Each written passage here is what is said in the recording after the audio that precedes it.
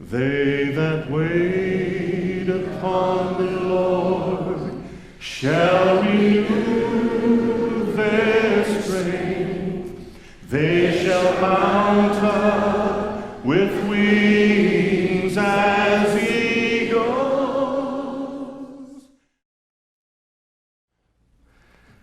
I went to college on a trombone scholarship.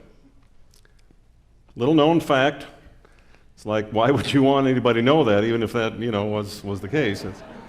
People are scholarshiped often in athletics. Here in Texas especially, we place great emphasis on things like football. We could get in a war here over the Longhorns and Aggies, but let's not. It wasn't even a full scholarship. It was a partial scholarship. It was just a sum of money, enough to buy a few books, probably buy a few meals, and get me to class. I was actually the student director of the college orchestra the first year I was there because nobody else wanted the job. I think we had a tuba, an oboe, a bassoon, a couple trumpets, a trombone, bagpipes. No, didn't have that. It was about that time that I realized the guitar was a wonderful instrument, and I kind of retired the trombone. I grew up in a town in Minnesota that had a marvelous, marvelous music program, especially their band program. We weren't too much into marching, we were into concert band. Our high school band director had bad knees, quite frankly, and he hated marching. But he loved playing and he loved teaching all of us who played instruments the great classics. And we had a swing band, we called it, and we played the old Glenn Miller tunes and learned a lot about music. All the way from fourth grade, when I was first fitted for an instrument. They used to do that. You'd come in and they'd look at your lips and look at your teeth and ask you a few questions and kind of decide what instrument you might be best suited for, and they decided that my instrument would be the trombone. My brother, who was, and as a matter of fact still is, 3 years older than I am, some things never change. He was already playing the trumpet, doing quite well, and that was kind of exciting to me. Music seemed to be just something that came kind of easily. We always had music around the house. My dad had an old guitar. He played the guitar. My brother was now playing the trumpet. My mom played the piano a little bit. We all kind of liked to sing. We weren't like the Von Trapp family necessarily, but there was a lot of music around. So when I heard that trombone, I thought, well, okay, whatever, that's kind of cool. And this is actually my trombone from high school, which I have not played in 40 years. You're just hoping I'll blow a note, aren't you? That's about the best I can do right there. Let's see if I can remember a song here.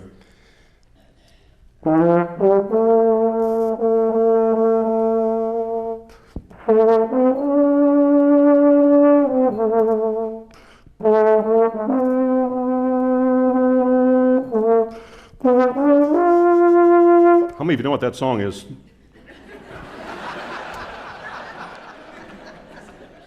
We are not good waiters. And I'm not talking about the type that dress up like this and take your order at the restaurant. We are not good at waiting. In our culture, we are a fast-paced society. We want everything quickly. We want our burgers at the fast food place quickly, now. We want our prayers as quickly as we get those burgers. Quite frankly, the burgers don't really come all that fast. Have you noticed that? I was in, and I won't tell you which one with the golden arches, but it was, and I eat there. I mean, I love it. I'm a double cheeseburger with no onions kind of guy. I just love that thing. But we were there one night after a concert, and we came in, kind of late, and we're going to order something. And I think I counted 17 employees behind the counter, and there were 3 customers. And we waited. And we waited. And we weren't waiting upon the Lord. We were waiting for a double cheeseburger with no onions. And finally, one young lady kind of looked at me, and it was kind of like an epiphanous moment. Oh, can I help you? And I kind of went, at that point, kind of like, I don't know. I don't remember exactly why I came in here. I think I was going to order a burger, but it's close to breakfast time now, so those are the thoughts that ran through my mind. I didn't say any of those thoughts, but I was thinking them. I kindly and graciously said, yes, ma'am, I'd like a double cheeseburger with no onions, an iced tea, and a small order of fries. And everything was fine. We don't like waiting. Any of you deal with this when you call someplace, and there are no human beings at businesses anymore. I don't know where they've all gone. But that computer will chase you all over the neighborhood, give you all your options. If you would like to talk to, press this. If you would like to talk to, press this. You wait. Tax time right now, as we're videoing this, tax time. Oh, you'll do some waiting. Waiting at the post office because you waited till the last day.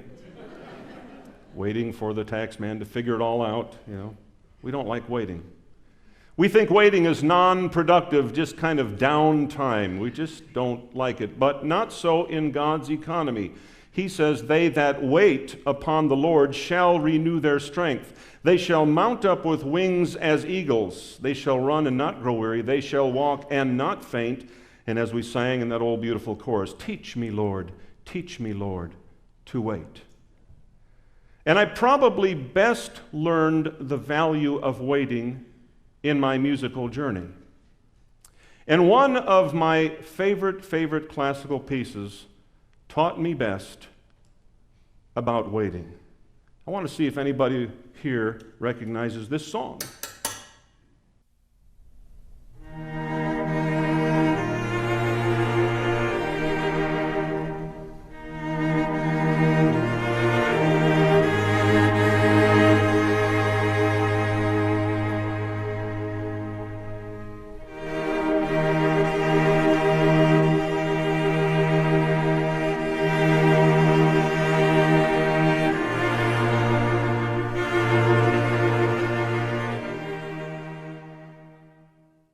Who knows that? Oh, come on. You don't know that? 1812 Overture, Tchaikovsky, one of the grandest pieces of classical music ever written.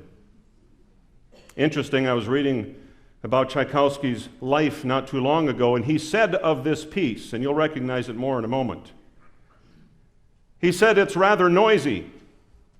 He said, I didn't write it with a great deal of warmth and enthusiasm, and quite frankly, it has no great artistic value. That was his own assessment of this grand piece of music.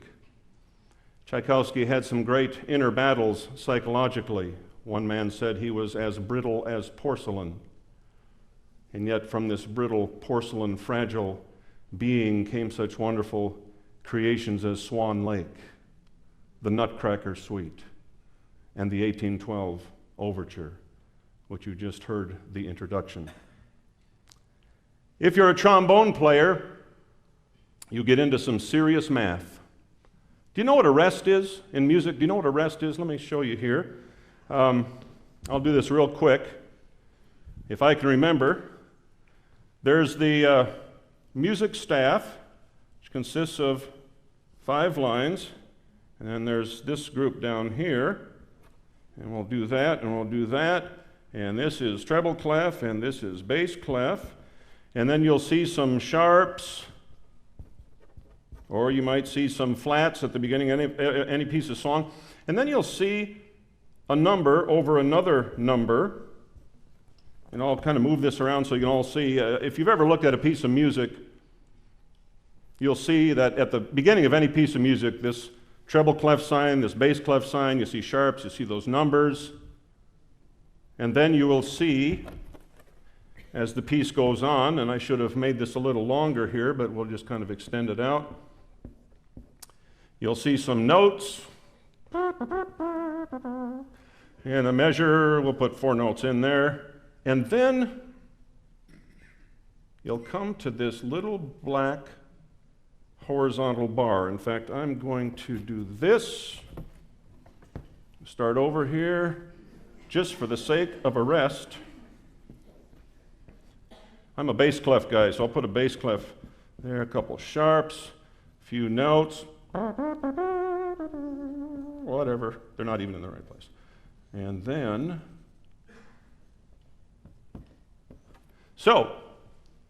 if you're playing along a piece of music and you see that you're in bass clef, and the key is whatever because of the sharps and flats, and you see a 4 over a 4, kind of like a fraction there. You see that? What that means is, in this particular demonstration, means that a quarter note will receive 1 beat, and there will be 4 of them per measure.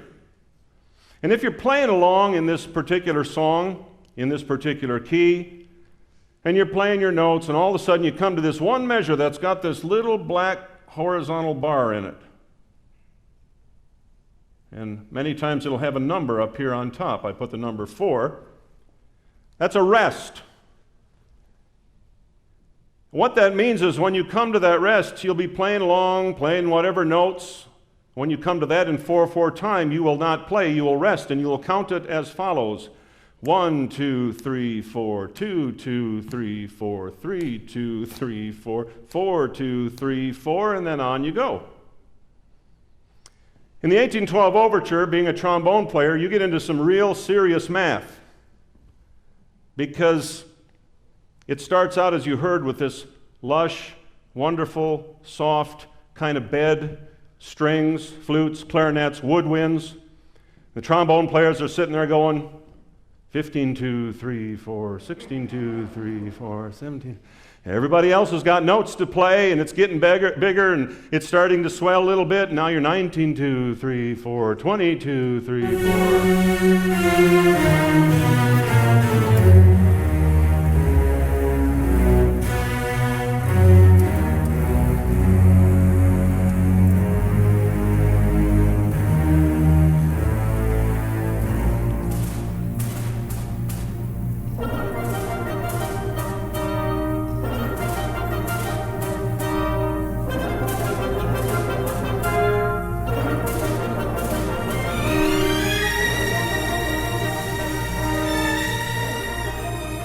Now you recognize it, don't you? Oh yeah, because you watch cartoons.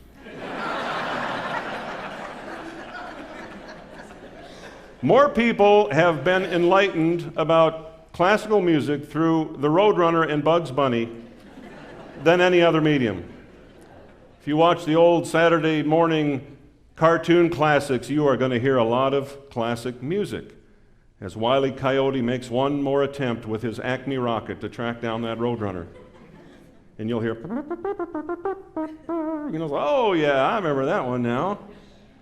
But if you're a trombone player, you wait at least 2 minutes before you ever even get to play a note. You heard in that segment I just played, you heard some brass, you heard trombones. That particular section is about 4 minutes into the song. And up to that point, the trombones have only played a couple sparse little times. Then it's back to 32, 3, 4, 31, 2, 3, 4. And everybody around has got a note to play, it seems. The flutes are playing, the woodwinds are playing. I remember one time, my favorite director, Mr. Storti was his name. He was an Italian man, elderly gentleman, or at least it seemed like it at the time. He was of the old school, a strict disciplinarian. And I remember he'd be up on his podium, and he'd be over here working with the woodwinds and working with the clarinets, and oh, the music's swelling, and it's getting so grand. And I'm sitting over there going 35, 2, 3, 4, 3, just waiting, nothing to play. Everybody else has got notes. And every indication was that he had forgotten about me. He was ignoring me. That's what it looked like. His back was toward me. Now his coat's off, his tie's loose, his hair's down, he's sweating. Boy, he's bringing the music out of those woodwinds, and I'm over there 39, 2, 3, 4, 4. It seemed like I was being ignored, but in fact, he was trusting me. He was trusting that I knew the piece of music. He was trusting that I knew where I was. He was trusting that I knew how he conducted. And he had one little thing he did. He'd be, working away with the woodwinds like that, but in just a millisecond, he'd take that baton, he'd look over my way, one beat. And if you didn't know what that meant, you could miss it. If you weren't paying attention, that could just, go right over. What that one little move, that one little look, that one little beat of the baton meant was, get ready, you're up next.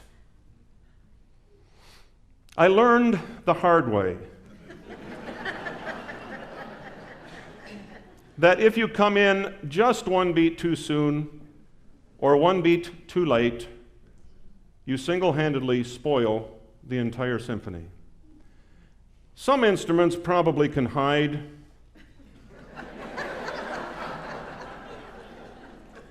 But when just one beat too soon, you go, man, it's hard to hide. And the reason it happened was Wally was sitting in front of me. Wally played a French horn. He was a red-haired, fair-skinned young man, a nice young man. But if you could ever embarrass him, he turned a really, really bright red. I'd never seen anybody turn that brightly red. And while I was in the middle of the 1812 Overture at about 42-2-3-4, I saw the backside of Wally sitting in a chair, his rear area. On a trombone, to make the slide move really, really fast, oh, you think you know where I'm going, but it in fact is even worse than that. To make your slide move really smoothly, what we used to do is we put cold cream on the inner slide, and then we would always have a water bottle on the floor, and you put water just every once in a while on that cold cream, and boy, that thing is just as slick as can be. Well, there was Wally's rear end, just sitting there, minding its own business. There I was at 40-something 2-3-4 with a water bottle. And a hydration experiment formed in my mind. And I took the water bottle, and I just eased it down and squirted it on the chair, on Wally's chair, and then wondered how long it would take for the water to seep through Wally's pants and kind of hit pay dirt.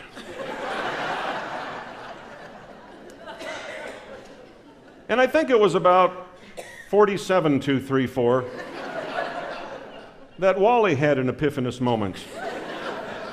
And as I had projected in my theory, he turned a very, very bright red. But I was lost.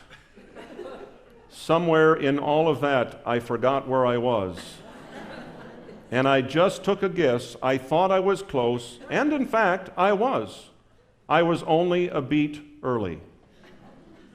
But you heard what that sounds like. Oh, and the conductor didn't have to say a thing. He just stopped. The entire orchestra looked my way. Didn't have to say a thing. The lesson had been learned. But I was so sure he was ignoring me. I was so sure he had forgotten about me. I guess I was so sure that I thought even if I made a mistake, maybe he wouldn't notice. But he was all that time trusting me, and I violated that trust through lack of focus. Do you know that God trusts us? Never hear any amens on that one. It doesn't sound right. It doesn't feel right. It feels right to say we trust God because we know He is perfectly trustworthy. But to say God trusts us, we go, because we know ourselves well, don't we? Let me illustrate. I have a son, Jeffrey. Jeffrey will play bass with me on the pieces we do with the combo. Jeffrey's now 24, but when he was about 21, he had a supercharged 4x4 pickup truck, as every young man in Texas should have. Sometimes my travels would carry me to far-flung corners of our country and even overseas. Sometimes on a Friday or Saturday night, I realized that Jeffrey was maybe a couple thousand miles away with his 4x4 supercharged pickup truck. Do you know what? I never worried about it. Because for, at that time, 21 years, my wife and I had loved our son and built within our son Christ-like character and had taught him right from wrong. Jeffrey is a good, I still want to call him kid, he's a man now, but he's always been a good guy. He's a good son, he's a good friend. He hasn't had an accident, he doesn't get tickets, he drives responsibly, as far as I know. Is that so absurd that I should trust my son? I mean, isn't that why we do what we do? Isn't that why we love and discipline and work, so that we can achieve a level of trust and confidence that they will do the right thing? Then why is it absurd to think that our Heavenly Father, who has made such a greater investment in our lives, should not be able to trust us through seasons of our journey. Not to trust in the flesh, but to trust in that which He has done within us and continues to do. I don't think it's a ludicrous concept. And I learned that in music. A rest is just as important as a note. In fact, what makes a great piece of music great is that dynamic exchange of instruments or voices alternately singing and resting. If it was all just the same from start to finish, just linear, never changing, no crescendos, no decrescendos, just this kind of linear, horizontal, that's called rap. Sorry.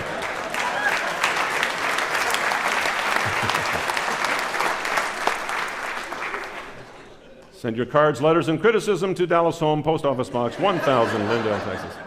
You know what? I like all kinds of music. I have actually even heard some rap music. In fact, a very dear friend of ours, Cookie Rodriguez, who grew up in the projects in New York and was a product of the Teen Challenge Ministry, her son, a number of years ago, had a great rap album, Christian rap, proclaiming the message of Jesus through that mechanism and reaching many on the street that would never come to my concerts. So you know what? God can use a lot of interesting things. He's incredibly creative. You may have noticed that. So I don't want to just whitewash the whole thing, and as they say, throw the baby out with the bathwater. Although when one of those lowrider pickup trucks comes by my road 300 yards away at 1 in the morning and I hear boom, boom, boom, boom, boom, and my bed goes like this, I don't know, sort of kind of wish they'd have a rest.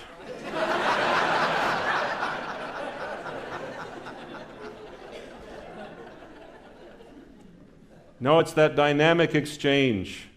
Sometimes playing, sometimes resting. That's what makes music beautiful, and that's what makes life rich. The most beautiful view from a mountaintop, where do you look when you're on the mountain? I mean, you look up, but there's really not much to see up there. You look over, you look down, you search the recesses of the deep valleys. The most marvelous perspective from the highest point is to gaze upon the depths, and the most amazing perspective of the great mountain is from the lowest vantage point.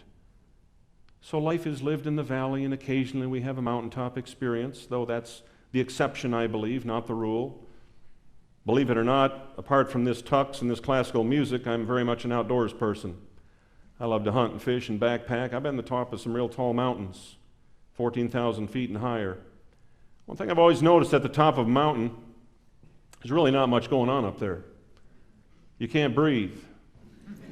Your head feels like it's going to explode. Your lungs feel like they're going to implode. Your legs feel like rubber. Your heart feels like it's pounding right out of your chest. You can get sick, disoriented, dizzy, and pass out. That's a mountaintop experience. If you want that for life, have at it. Life is lived in the valley for the most part. We often have marvelous notes and pieces to play, but as the trombone players in the 1812 overture, we spend a lot of our lives, it seems, counting rests as well. Rests have a great value. Mozart understood this. In fact, Mozart said, "Notes are silver, but rests are gold." He told his students sometimes, "You must work on your silences. I can't hear them. They're not loud enough." The silences. We don't work on our silences too well. We all want to have notes to play. But life, like the ocean and its waves and its tides, there's an ebb and flow. It comes and it goes, it rises and it diminishes. And that's the beauty and the wonder and the great tension of life that gives us energy and incites hope. It's that way in music. It's that way in this great piece of music. This piece is about 15 minutes long. And there's a theme that keeps running through it. There's this revisitation of this particular melodic line, and it swells and it builds, and you think, all right, here we go, we're coming up on the grand finale, and then it kind of swells and unswells and falls back down, and then the strings are playing again, and then the brass comes in, and it gets bigger, and all right, here we go, and then it goes back down. It's so, and different instruments come and go, and the rests come and go, and he just kind of toys with you. You just wonder, where is this all going to end up? You keep waiting for it to happen, but it just keeps on building and diminishing and building and diminishing. and you're just never sure where it's going to end up.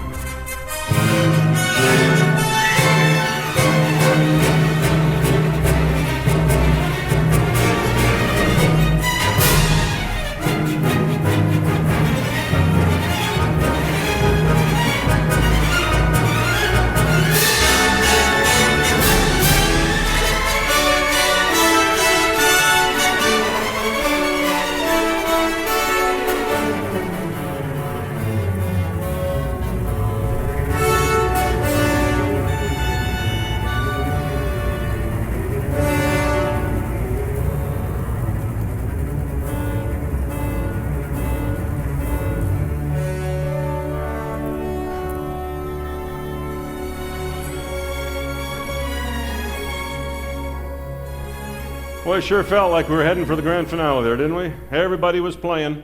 All of a sudden, everybody had a note to play, and here we go, and oh, the big ending's coming.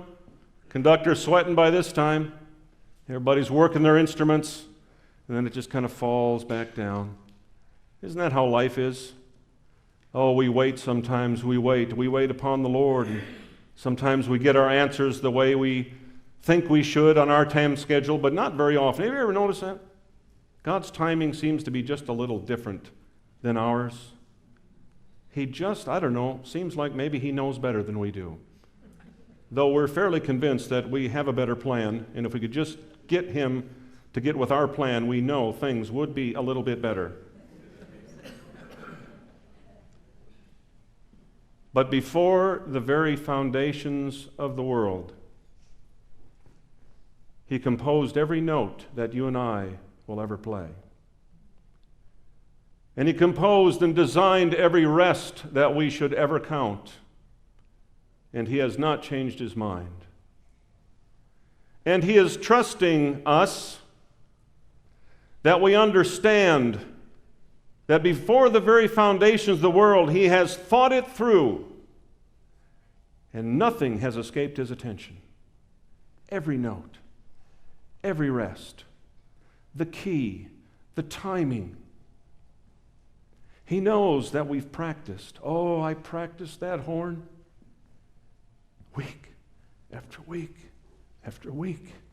Every week through the summer, private lessons, scales, double tonguing, triple tonguing, intervals, classical pieces, Dixieland, improv, jazz, play, play, play, play.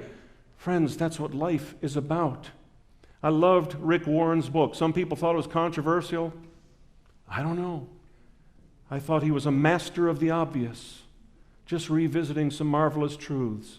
And I thought one of the great themes of that book, The Purpose-Driven Life, was it's not about this life, but all that we experience here is preparation for that which lies ahead eternally.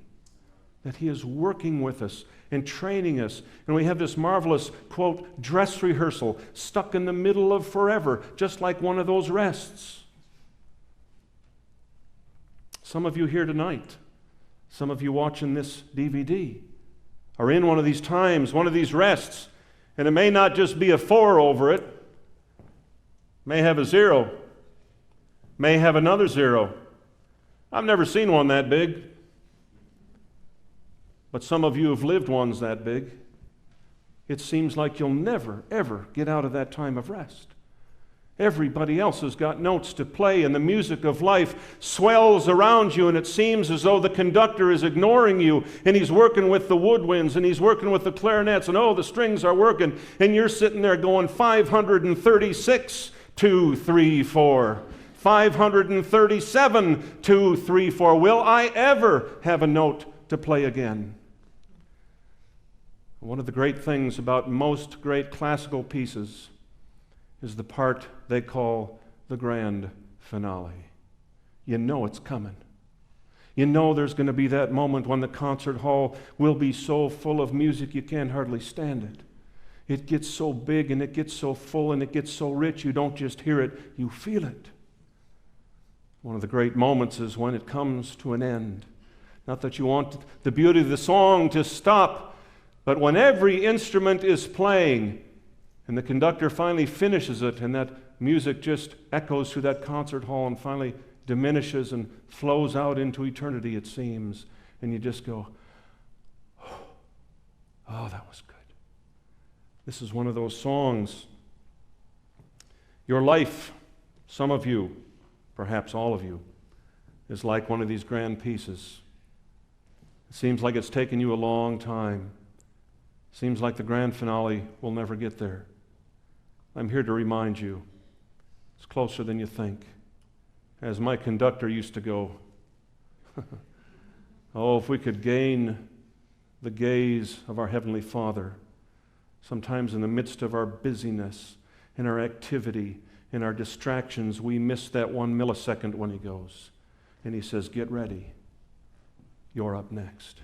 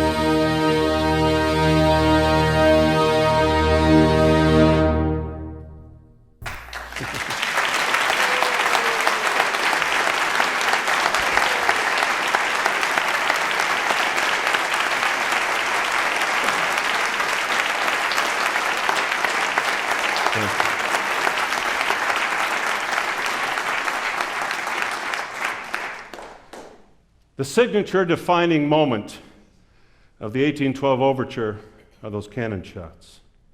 I know of no other piece of music that uses a real cannon. They sound kind of random, sound kind of like boom, guys out there just pulling, but every cannon shot is scripted in. Anytime you hear the 1812 overture, you will hear the cannon shots at precisely the same moment. Do you have any idea how many measures that person counts? Seriously. I got this conductor's score, a couple years ago. I still haven't finished counting. Not that there's that many measures, but a conductor's score is so complicated. You have all the instruments. You only play a few measures and you turn the page, and I keep losing track. But I will tell you, it is hundreds of measures that person must be attentive. You can't, it ain't jazz. No improv. Do you know how out of place a cannon would be? You think a trombone. If that guy pulls that thing just to be a boom, whoa, sorry. Reload. think I know people like that. Maybe some of you, maybe some here tonight. It seems like all of your life you've just had nothing to contribute. Set aside, overlooked, on the shelf. Let me say this to you. Stay focused. Keep your eye on the conductor. Your best shots are yet ahead. Amazing thing is, when that cannon fires, you don't notice anything else. When that one cannon fires, all other instruments are drowned out. It's a magnificent moment. I'll tell you another magnificent moment. It doesn't happen often. It's a rare occasion. When the person who composed the piece is also the person who is conducting it. And it's a marvelous thing because no one knows how to bring the best out of each musician better than the one who wrote the piece. And it's a marvelous moment when at the end of that piece, as we just finished this, there seems to always be that pause as the music comes to silence. The conductor puts his baton down. A lot of times the audience can't see it. But in a seeming all-seeing glance, the conductor looks across the orchestra. It's a moment just between the musicians and himself. And he says, "Good job. Good job. Well done." Sound familiar? All of that practicing, all of those years, all of that sacrifice, all of those scales, all of those notes, all of that building the lip up, all those working the fingerings, all that year upon year, practice after practice, perfection pays off in that moment when it's all done well. And you gain the approval of the one who has led you through it and wrote the piece. And he just says, "Good job. Good job." There is a grand finale coming when the conductor of the universe will wave his arm one final time, and the silence of all of life's practice and effort will cease. And there, gathered around his throne, we will perhaps hear that final note of life's symphony diminish. And we live for that moment when with that all-seeing gaze, he looks us in the eye and he says, "Good job. Well done, thou good and faithful musician." Lord, that we may gain your approval. There really is nothing else that matters. In all of our efforts and all of our striving, in the midst of all of our resources and perhaps abilities and talents and these marvelous gifts that you have given, Lord, we have nothing apart from you. Every good gift comes from you. Lord, I pray that we might find our place. I pray that we might gain a peace and an understanding, Lord, that supersedes all of our frustrations and questionings. And we come to the realization that you, O eternal God, have scored every note before the very foundations of the world that you intend we should ever play. And you have marked in all those little black horizontal bars.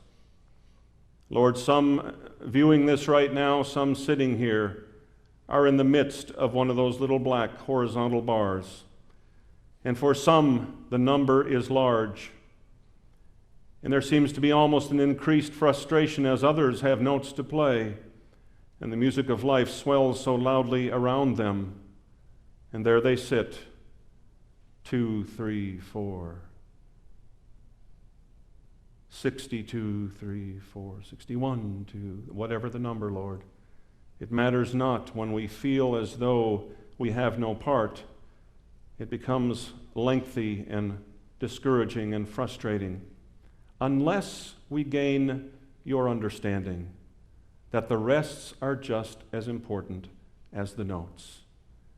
And the notes would not be near as beautiful were it not for the rests that precede them. So, Lord, I pray that we might each find our place and have the faith to believe that you do all things well, and that you have not forgotten a one of us. You are not ignoring, you are not overlooking, but we will all have that place by your grace in that grand finale. And Lord, I pray that every one of us will be privileged and blessed to hear those words. Well done. Good job. Good and faithful musician. Amen.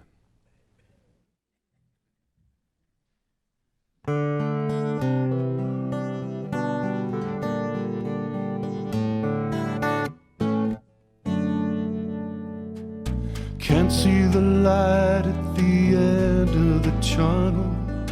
Can't see that far down the road. Waiting in darkness, I'm tempted to stumble, weary from bearing this load. Desperately weighing all of my options, scheming to find my own way. But after all of my planning is over, this is the most I can say. Lord, I'm waiting. Lord, I'm waiting. And I'm not gonna move till I'm able to prove your will. Lord, I'm waiting. Lord, I'm waiting, listening for you with my heart. Lord, it's so easy to find a solution, something that seems right to me. But plans that are born out of my own confusion will not help my blind eyes to see all of the steps that you've laid out before me, steps that are yours and not mine. So I'll be content just to wait in your presence, patiently biding your time. Lord, I'm waiting. Lord, I'm waiting. And I'm not gonna move till I'm able to prove your will. Lord, I'm waiting. Lord, I'm waiting, listening for you with my heart. Lord, I have need of patience. Help me to rest in you. I am detained in my weakness. There's not a thing I can do. So Lord, I'm waiting. Lord, I'm waiting. And I'm not gonna move till I'm able to prove your will. Lord, I'm waiting. Lord, I'm waiting,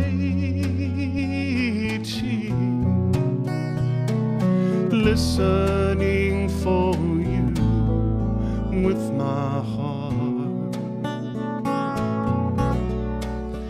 Oh, I'm listening for you with my heart.